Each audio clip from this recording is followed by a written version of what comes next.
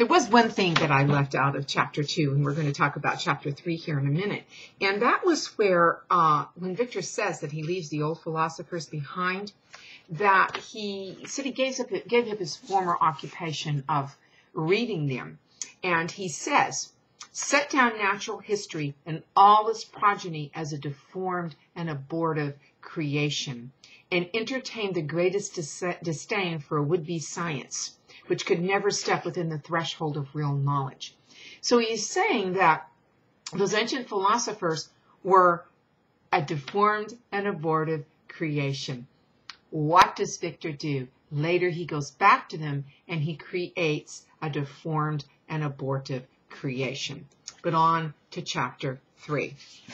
In chapter 3, we see some of those earlier things that come back. And the biggest thing in chapter 3 is the death of Victor's mother. And why does she die? She dies taking care of Elizabeth, who has scarlet fever.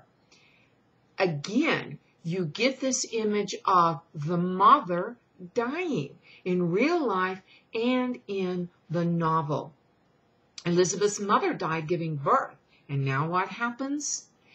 Victor's mother, Elizabeth's adopted mother, also dies taking care of the child. It's not in birth, but it is still that nurturing mother-like aspect that brings about her death.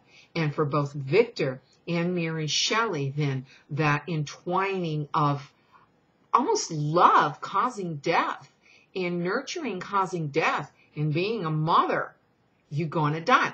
And remember, this was in a time of history when a lot of women did die. And it wasn't necessarily from giving birth, because Mary Shelley's mother died either 11 or 13 days after she was born. It wasn't from the process of giving birth. It was from an infection that she got afterwards. Doctors weren't real great about washing their hands. And this was a time when doctors were performing more births as opposed to midwives. And so his mother is dead. Elizabeth still lives, but his mother is dead. And this is when Victor really has the fire set under him that he is going to conquer death. And he says,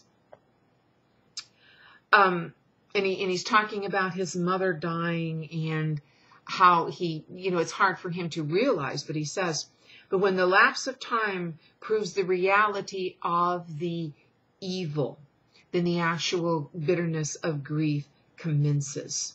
And he, in just a few sentences before that, he said, I need not describe the feelings of those whose dearest ties are rent by that most irreparable evil, the void that presents itself to the soul.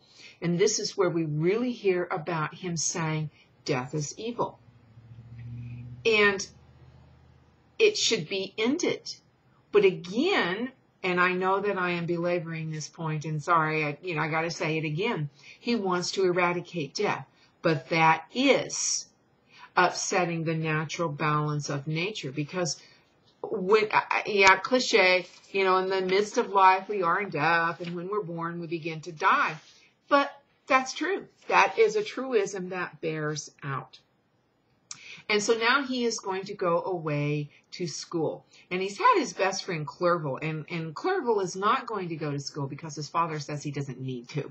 And so Victor is going to go away by himself. And he says again, I ardently desire the acquisition of knowledge, because it is this acquisition of knowledge that is going to allow him to end death.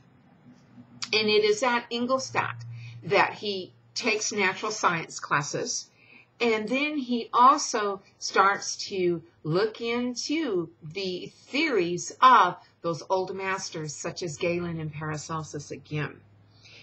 He says, I had a contempt for the uses of modern natural philosophy. It was very different when the master of the science sought immortality and power. Such views, although futile, were grand. So he sees these people who were seeking the elixir of life and seeking the philosopher's stone and seeking to give humans immortality as being grand and, after a noble person, a purpose, not person. By the way, Albertus Magnus was also in that field of philosophers.